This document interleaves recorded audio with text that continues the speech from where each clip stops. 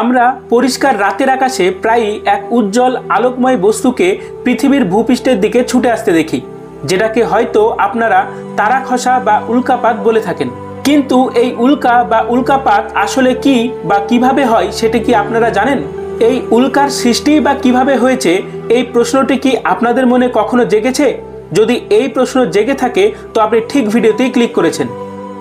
আজকে এই ভিডিওতে আমি রুহুল আমিন এই উল্কার উৎপত্তি থেকে সেগুলি পৃথিবীতে আসা পর্যন্ত সমস্ত বিষয়ই আপনাদের সাথে আলোচনা করব। তো ভিডিওটি অবশ্যই পুরোটা দেখুন। তো চলুন ভিডিওটি শুরু করা যাক। উল্কা বা উল্কাপাত সম্পর্কে জানার আগে চলুন তারা বা নক্ষত্র সম্পর্কে কিছু কথা জেনে আসি। আকাশে আমরা যত তারা দেখি তার সবগুলি আসলে আমাদের সূর্যের মতো এক একটি নক্ষত্র, আর প্রত্যেকটি নক্ষত্রেরই জন্ম এবং মৃত্যু আছে। আমাদের এই গোটা ইউনিভার্স সৃষ্টি হওয়ার সময় থেকেই কিন্তু এই তারারা ছিল না। শুধু তারা কেন, তারারা বাদ দিয়েও পৃথিবী ও মহাকাশে আমরা যা কিছু দেখি তার কোনো কিছুরই অস্তিত্ব ছিল না। বিগ ব্যাং হওয়ার সাথে সাথেই স্পেস ও টাইম সৃষ্টি হয়, আর তার সাথে সাথে প্রচুর শক্তিও। এই শক্তি লক্ষ লক্ষ বছর ধরে মহাকাশ বড় হওয়ার কারণে ঠান্ডা হতে থাকে, এবং একসময় এই শক্তি থেকেই মহাবিশ্বের সর্বপ্রথম মৌলটির জন্ম হয়, আর সেই মৌলটি হলো হাইড্রোজেন। একসময় এই হাইড্রোজেন মহাকাশে প্রচুর পরিমাণে তৈরি হলে তারা গ্র্যাভিটির কারণে একটি বিন্দুতে কেন্দ্রীভূত হতে থাকে, যার কারণে তাদের মধ্যে প্রবল ঘর্ষণের সৃষ্টি হয়, আর এই ঘর্ষণের ফলে প্রচুর তাপও উৎপন্ন হতে থাকে। একসময় এই তাপ এত বেশি হয়ে যায় যে এই তাপের প্রভাবে হাইড্রোজেন গ্যাস পদার্থের চতুর্থ অবস্থা প্লাজমাতে পরিণত হয়, আর তখনই এদের মধ্যে সেই তাপের প্রভাবে ফিউশন বিক্রিয়া অর্থাৎ নিউক্লিয় সংযোজন বিক্রিয়া ঘটতে শুরু করে। আর এই ফিউশন বিক্রিয়া হলো এমনই একটি বিক্রিয়া যেখানে একটির সাথে একটি হাইড্রোজেন পরমাণু যুক্ত হয়ে নতুন নতুন মৌল যেমন হিলিয়াম, লিথিয়াম ইত্যাদি তৈরি করে। আজকে আমরা এই গোটা বিশ্ব ব্রহ্মাণ্ডে যা কিছু মৌল দেখি তার প্রায় সমস্তই এই ফিউশন বিক্রিয়ার মাধ্যমে কোনো না কোনো তারার মধ্যে তৈরি হয়েছে। তাই এই দিক থেকে প্রত্যেকটি তারাকে মৌল তৈরির ফ্যাক্টরিও বলা যেতে পারে। এই তারার মধ্যে সমস্ত মৌল তৈরি হলেও তারা কিন্তু কঠিন বা তরল অবস্থায় থাকে না। প্রতিটি তারার মধ্যেই যেমন নিউক্লিয়ার ফিউশন বিক্রিয়া অর্থাৎ সংযোজন বিক্রিয়া ঘটে, তাই এই প্রক্রিয়ায় প্রচুর পরিমাণে তাপ তৈরি হয়, যা কিনা আমাদের কল্পনারও বাইরে।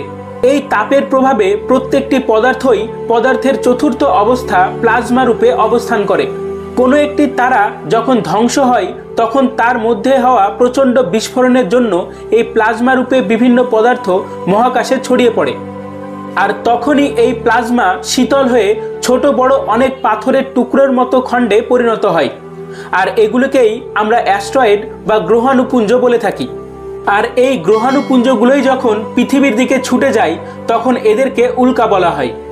এইভাবে একটি বড় তারা ধ্বংসের ফলেই অনেক সময় তার বড় টুকরোটি থেকে পুনরায় একটি নতুন তারার জন্ম হয়, এবং সেটির আকর্ষণেই তার তুলনায় ছোট টুকরোগুলি মহাকর্ষ বলের প্রভাবে তার চারপাশে ঘুরতে থাকে, এবং সেই টুকরোগুলি একসময় নতুন গ্রহের সৃষ্টি করে। আর অবশিষ্ট যেসব ছোট টুকরোগুলি থাকে তারা অ্যাস্ট্রয়েড বা গ্রহাণুপুঞ্জ রূপে সারা জীবন নক্ষত্রের চারিদিকে ঘুরতে থাকে। আর আপনারা জানলে অবাক হবেন যে ঠিক এইভাবেই কোনো এক সময় আমাদের সৌরজগতও তৈরি হয়েছে। শুধু তাই নয়, আমাদের সৌরজগতের বিভিন্ন গ্রহের মাঝে নির্দিষ্ট কক্ষপথে এই অ্যাস্ট্রয়েডদের ঘুরে চলতে দেখা যায়। এই অ্যাস্ট্রয়েডগুলো কখনো কখনো একা একাও সূর্যকে প্রদক্ষিণ করে, আবার কখনো কখনো একটি নির্দিষ্ট এলাকায় দলবদ্ধভাবে সূর্যকে প্রদক্ষিণ করে। আর এই দলবদ্ধভাবে থাকা গ্রহাণুপুঞ্জগুলোকেই আমরা অ্যাস্ট্রয়েড বেল্ট বলে থাকি। আমাদের সৌরজগতে দুটি অ্যাস্ট্রয়েড বেল্টের এখনো পর্যন্ত আবিষ্কার করা হয়েছে, যার মধ্যে একটি মঙ্গল ও বৃহস্পতি গ্রহের মাঝে অবস্থিত যেটিকে ইনার অ্যাস্ট্রয়েড বেল্ট বলে, ও অপরটি নেপচুন গ্রহের পরে অবস্থিত আর এটি কুইপার বেল্ট নামে পরিচিত। আমাদের পৃথিবীতে যে উল্কাপাতগুলি দেখা যায় তা মূলত এই ইনার অ্যাস্ট্রয়েড বেল্টের জন্যই ঘটে থাকে। আর এই উল্কাপাতের পিছনে আসল কারণ হলো এই অ্যাস্ট্রয়েড বেল্টে অনেক গ্রহাণুপুঞ্জ একসাথে ঘোরার সময় কখনো কখনো এদের নিজেদের মধ্যে সংঘর্ষ হয়, যার ফলে এরা এদের কক্ষপথ থেকে ছিটকে যায় এবং পৃথিবীর অভিকর্ষের মধ্যে চলে আসে। আর এই অ্যাস্ট্রয়েড বা গ্রহাণুপুঞ্জ একবার পৃথিবীর বায়ুমণ্ডলে প্রবেশ করলেই বায়ুর সাথে এর প্রবল ঘর্ষণের সৃষ্টি হয়, যার কারণে এটি উত্তপ্ত হয় এবং জ্বলন্ত আগ্নেয়পিণ্ডে পরিণত হয় এবং পৃথিবী পৃষ্ঠের কাছাকাছি আস্তে আস্তেই ছাই হয়ে সেটি নিঃশেষ হয়ে যায়। আর রাতের আকাশে তীব্র গতিতে পৃথিবী পৃষ্ঠের দিকে আগত এই জ্বলন্ত অ্যাস্ট্রয়েড পিণ্ডটিকেই আমরা উল্কাপাত বলে থাকি। এই উল্কাপাত যে শুধু পৃথিবীতেই হয় এমন নয়, পৃথিবী ছাড়াও আমাদের সৌরজগতের সমস্ত গ্রহ ও উপগ্রহতেই হয়ে থাকে।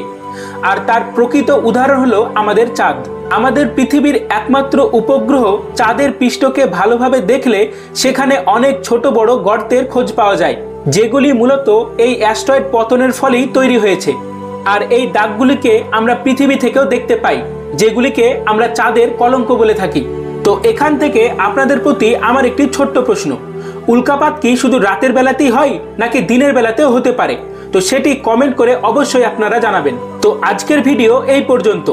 আশা করি উল্কাপাত সম্পর্কে আমি আপনাদের মনে একটি সুস্পষ্ট ধারণা তৈরি করতে পেরেছি। তো নেক্সট ভিডিওতে আমি এই উল্কাপাতের ভালো ও খারাপ দিকগুলো নিয়ে আলোচনা করব, আর সেটি দেখার জন্য আমার চ্যানেলটি অবশ্যই সাবস্ক্রাইব করে রাখুন। তো দেখা হবে আবারও নেক্সট ভিডিওতে। ততদিন ভালো থাকবেন, সুস্থ থাকবেন।